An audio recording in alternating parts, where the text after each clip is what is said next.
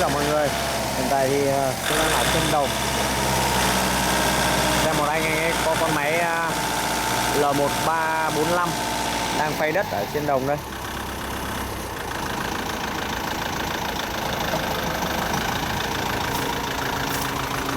Quả dàn phay này là có cái trục xích ở giữa nha mọi người. Ba cái hàn khá là chắc chắn. Phần đuôi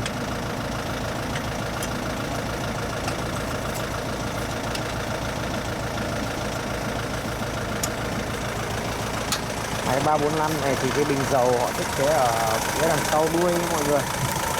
Bình dầu thiết kế ở phía đằng sau đuôi. Đây đi thăm đồng thì là quay chia sẻ cho mọi người cái con máy 345 này thôi. Con này không bán nhé. Con này là của chú đang làm việc. 345 này nghe chú chủ chia sẻ là chú mua được cách đây là 8 năm rồi. 8 năm rồi mà nó không bị làm sao cả. Chạy rất là ổn.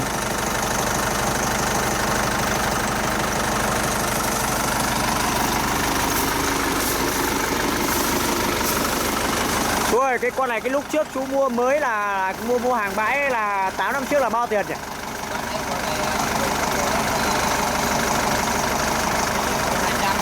200 à? Hơn 200 là có cả sới à? À, có cả sới à?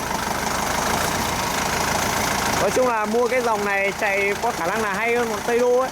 Cái này nếu mà leo bờ với đồng lì của nó hơn Tây Đô. Tây Đô nó chạy nhanh thôi. Tây Đô nó chạy nhanh thôi, nhưng mà cái đồ kia nó mỏng manh lắm. Đúng rồi, đồ nó mỏng manh hơn dòng này. Dòng này thì là nó ấy, mà đồ phụ tùng thay thế đồ này nó dễ hơn nhiều.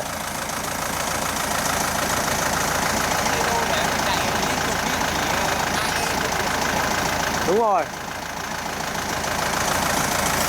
Thì thường thì các bác ấy vẫn cứ ok, các bác ấy chọn dòng máy này nhé mọi người. Dòng máy Tây Đô thì là ở dưới khu vực này họ cũng ít làm lắm. Nói chung ở dưới mình này đa phần những dòng máy tầm trung này thì họ vẫn sử dụng dòng máy Nhật bãi này phải không chú? Tây Đô thì là ít người dùng. Vừa rồi chỉ có một số ở trên đầu huyện như là à, nhưng mà thấy mua rồi xong phụ tùng thấy khó khăn lắm. Thì có những cái hỏng thì có cái phải đợi. Đúng rồi, nó mất thời gian. Mà hai nữa là giá thành nó cao. Đồ Tây Đô cứ nói của hàng Thái cái gì đâu có đâu, thì toàn hàng Trung Quốc hết. Hàng Trung Quốc hoặc hàng Sài Gòn thôi. Sài Gòn thôi. Đúng rồi. Kể cả cái dàn sới đấy ở trong Sài Gòn nó làm ý. Đúng rồi, dàn sới Tây Đô là chính xác là Sài Gòn làm mà. Trông như thế thôi nhưng vâng. Đây cái này, cái phần sới này chú ra cường rất là chắc chắn này, mọi người nhìn chưa? Đây này. Quay sới ép luống này. Đó, ép luống này.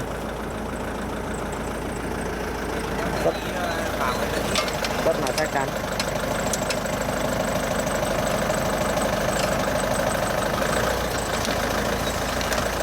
Con này thủy lực vẫn còn tốt đấy. Ga càng tin nhẹ thế mà lên rất là nhanh.